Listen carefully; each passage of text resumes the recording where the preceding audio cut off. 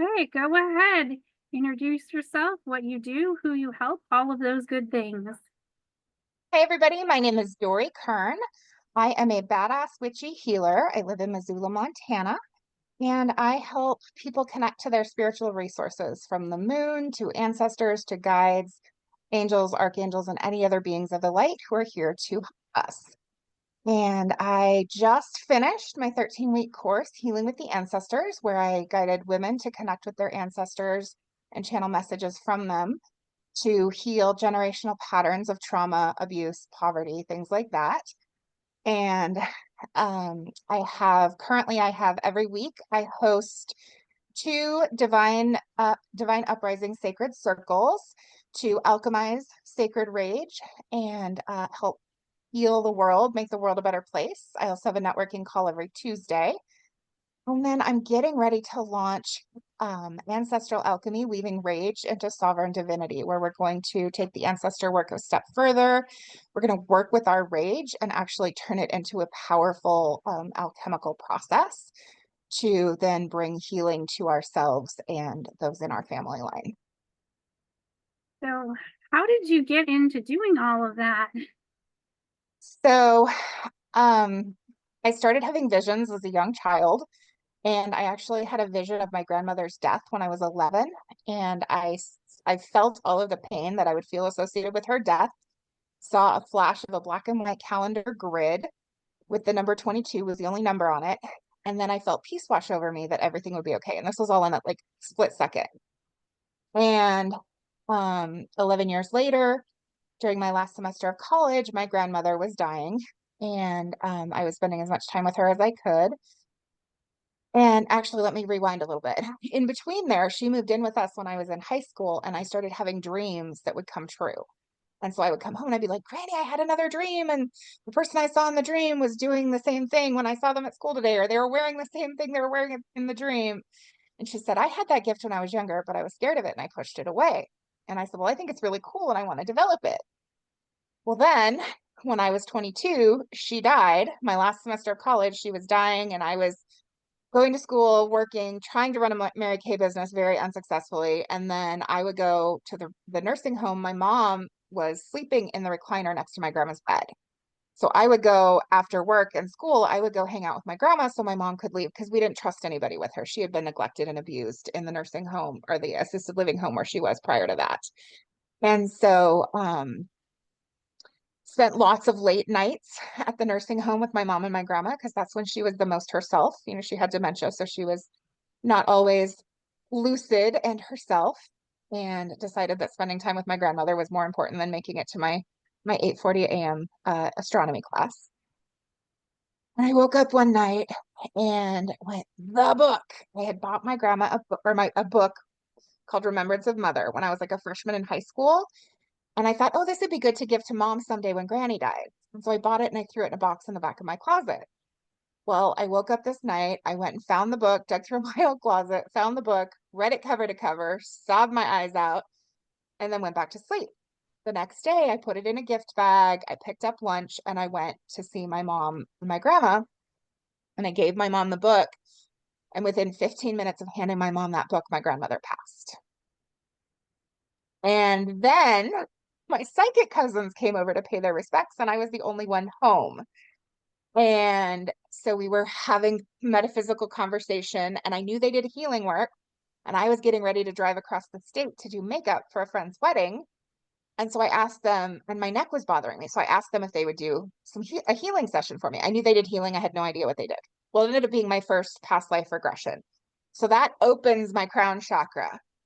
And then I take off to drive 350 miles across the state by myself, just more drive further than I'd ever driven by myself before, and had this whole spiritual psychosis thing where I was like open to the world. I could feel other people's emotions. I was getting tons of messages from spirit.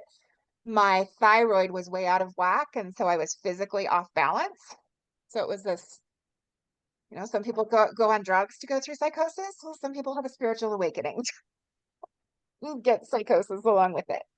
And so ever since then, I've been studying and learning and growing in my spiritual development. And In 2022, I had I attended my first somatic writing with the ancestors and thought that I was going to contact maybe my grandmother, who I get messages from all the time since she died. We were always super close. Instead, I was greeted by all of the grandmothers going back to the dawn of creation who told me that I was one of them and came to bring their message to the world. And I was like, okay, that's interesting. And so since then, and that would have been in January of 2022, I have been connecting with ancestors and channeling messages from ancestors, sometimes from the Galactic Council of Grandmothers, from different ancestors of mine. And so whenever I talked about healing with the ancestors, I was trying to start a healing business and had worked with this coach who talked me into changing the name of the program I was going to do, and it never felt aligned. And so it never took off. And then I started working with a different coach, and I was trying to figure out what my first program would be. And every time I talked about somatic writing with the ancestors, people would be like, wait, what? What? With the ancestors? Tell me about that. And the woman who was doing those had stopped doing them. And I mean, I definitely didn't take her practice because I didn't do it as a writing thing. I did it as a healing with the ancestors. But her program and the work that I had done with her helped open me up and understand working with the ancestors to be able to lead other people through it. So that's how I got into it. Short story long. That's a pretty interesting story. Have you invested yourself in networking groups, coaching, or masterminds? I know you mentioned having a couple coaches. How did that affect your networking? So I definitely, with the first coach, it was my Reiki master teacher and her husband that I took this course from. And when we got to the section on writing, I started writing in the chat and they were like, oh my God, you're an amazing writer. And so when I met with the husband who was doing the business coaching side, she was doing the more metaphysical stuff. He was like, Dorey, you need to market this writing because that's the hardest thing for all of my clients. And so he helped me put together a writing package. And about half the people in that group ended up hiring me to help them write their landing pages. And then one of them referred me to somebody who is still a client to this day. And I do her social media management, her graphic design, website building, like all the things, writing copy. And so meeting people in those groups, and then a couple of the people, well, one of the people who joined Healing with the Ancestors was in the coaching group that with my more recent coach, who I'm still working with, but not at the same capacity that I was before. I met her through that. She was in that group with me. And then she introduced me to another person who introduced me to another person, and they both joined my program. So I've definitely met some really amazing people who were in the coaching programs with me at the same time. So that's kind of how my network has grown that way. And then, of course, when you work with somebody and you like the work that they're doing, then you invite your friends. So, and then I do attend networking groups as well. And I actually just started hosting my own networking group on Tuesdays. Yeah, it sounds like you've had a variety of experiences with networking. Would you say you're more introverted or more extroverted? And how does that affect the way that you network? So there are times that I'm more introverted and times that I'm more extroverted. Um, I am very bubbly and very friendly. Um, but I also am very protective of my energy. And so depending on the setting, I will be more outgoing and extroverted when it's a space where I feel safe. Whereas if it's a space where I don't really know anybody yet and I'm a little bit like wary, I would be more introverted until I recognize whether or not my energy is safe in that environment or not. That makes sense. How open are you at various networking events about your spiritual path? Do you select particular networking events on that basis? So I do love networking events where there are other woo-woo people because that is kind of my main passion, right? My main point of my business, my main passion in life is that spiritual growth. And so I do love networking groups like that. I also don't hide that spiritual side of myself if I'm around people who are not, you know, on that side of the spectrum. And I called it coming out of the broom closet a couple of years ago. And at work, we would have a Friday meeting and everybody would answer the same question. And our question was, one week was, what is something unique that you do? Or what is something unique about you? And so it really took a lot of courage to get me to say this, but I said, my answer was, I communicate with and receive messages from my spirit guides every single day. And people are like, how do you do that? And I think that that witch wound, we have that fear, like they're gonna judge me, they're gonna think I'm crazy, right? But instead it was very well received. And so um that has helped me to be more and more open about it, kind of in all settings. So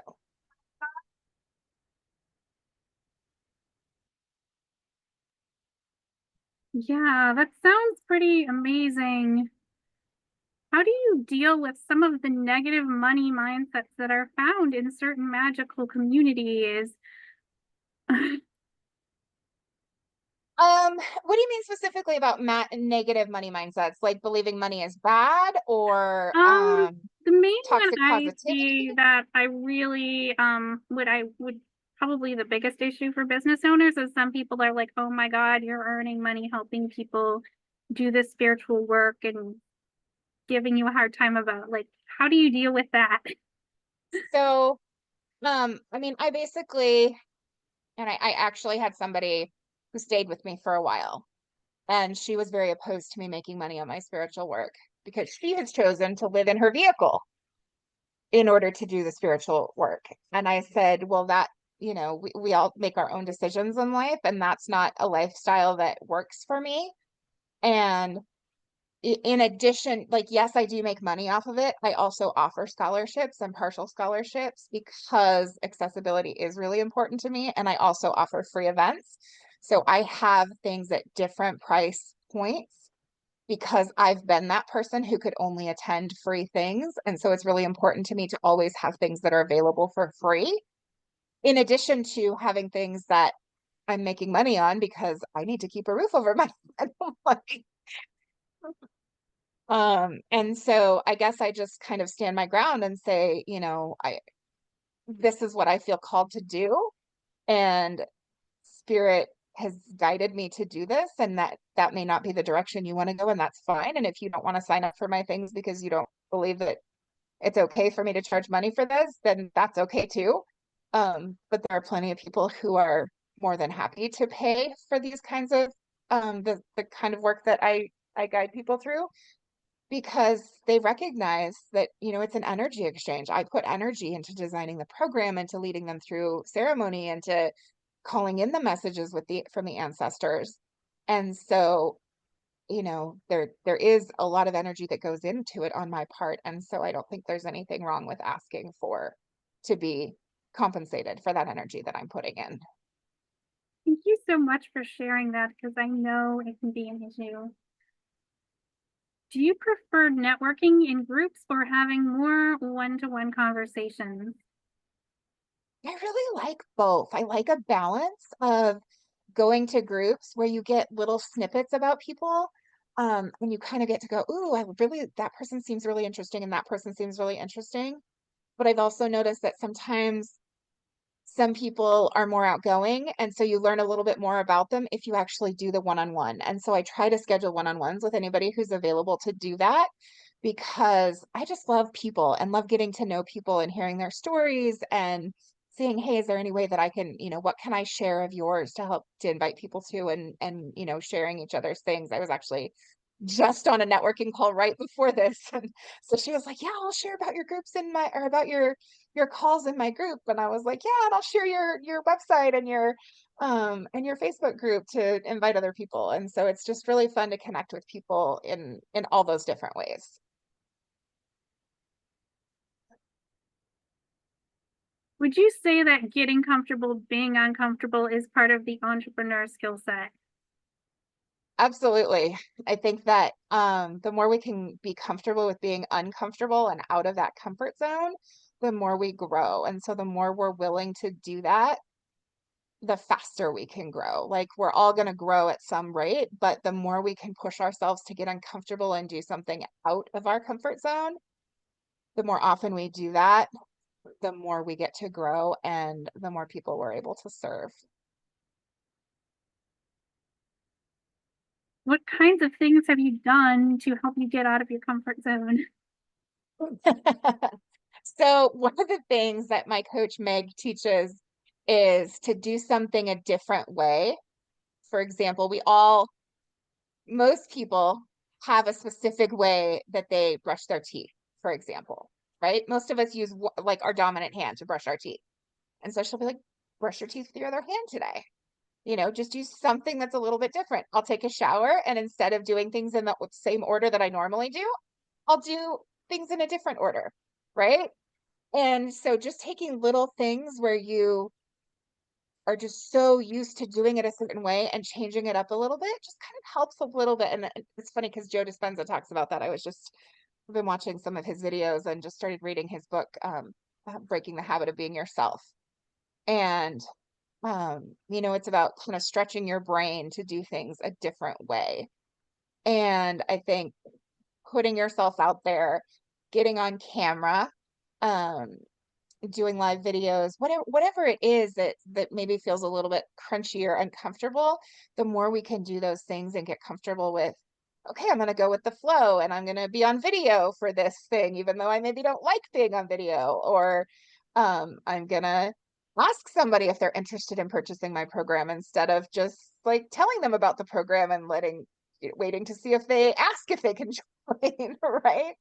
And so, yeah, I think it's just about pushing yourself to try new things in all different areas of life, because the more we do that, the more our brain gets comfortable and gets accustomed to doing new things without being afraid and wanting to pull back into your shell and your comfort zone. How do you feel about DMs on Facebook? Love them, hate them. About what on Facebook? The direct messages on Facebook. I know. Oh, so I think I have a love-hate relationship. I definitely hate when people who you've just met, who you have never spoken to, they've never even looked at a post on your Facebook wall and they're starting to try to sell you something. Especially when they're not nice. I had somebody send me a message and I can't remember exactly how she worded it, but she said something like, "How many pounds would you like to lose by Christmas?" or something like that. And how much weight would you like to lose by such and such date? And I wrote back and I said, "What makes you think I want to lose weight? I've never told you I want to lose weight. Why would you ask me that?" Right? I don't think she ever responded. And so when people are, just totally focused on a sale and they don't even like focus on like connect with you as a human being, that I'm not a fan of. But there are a lot of people who I've connected with who I've met through Facebook or I've met through a networking event and I'm connected to them through Facebook and we're able to use DMs to communicate. And I have a lot of people who I know who I have their Facebook, I'm connected to them on Facebook, but I don't have their cell phone number. So I can't just send them a text message at their cell phone, but I can send them a DM. And so I think that DMs, I think like any tool, they can be used for good or they can be used for evil, right? You can use them to connect with people and serve the community and serve the collective and help make the world a better place and spread kindness and love. Or you can use them to try to take advantage of people and, see them just as a number on your bottom line. And it depends on how people are using them as to whether or not I like them or not. Like the DMs. Yeah, totally makes sense. I wonder if you get a lot of those metaphysical spam DMs. Oh yeah, like I have a message for you. And I say thank you. I do my own readings and I get readings from people who I know, like, and trust. I'm not gonna let you scam me out of money for a reading. Thank you very much. What are your thoughts on tapping into your intuition when networking? So I mean, my intuition is I'm pretty tuned into it where it's almost like I don't even have to think about it to tap into it. So my intuition is always firing, I guess. And because it's something that I have curated and worked with and built that connection with my intuition, so I don't know that I even consciously think about it when I'm networking, but it's definitely bringing me information, if that makes sense. Yeah, that makes sense. Was it always that in tuned, or was it something you developed over time?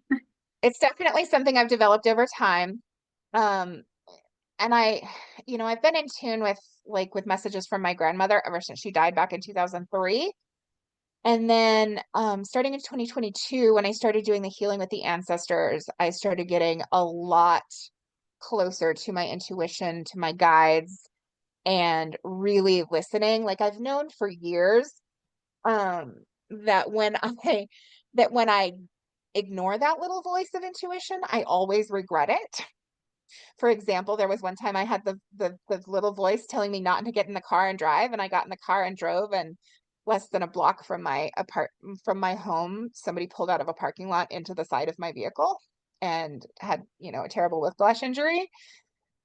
And so, I've learned over the decades to really listen to that voice. But as far as developing a really strong relationship with it, that really has happened over the last couple of years. Yeah, and you would say it's definitely indifferent than your feelings in the moment. Yes. Yeah, it's a big, important thing to know that it's different. Yeah, and to be able to tap into when it's actually a message from spirit or from my higher self, or when it's, my human chicken nugget brain trying to make sense of something and or being afraid of something. It's being able to tell the difference is really important. Any closing remarks or things you want to add to that?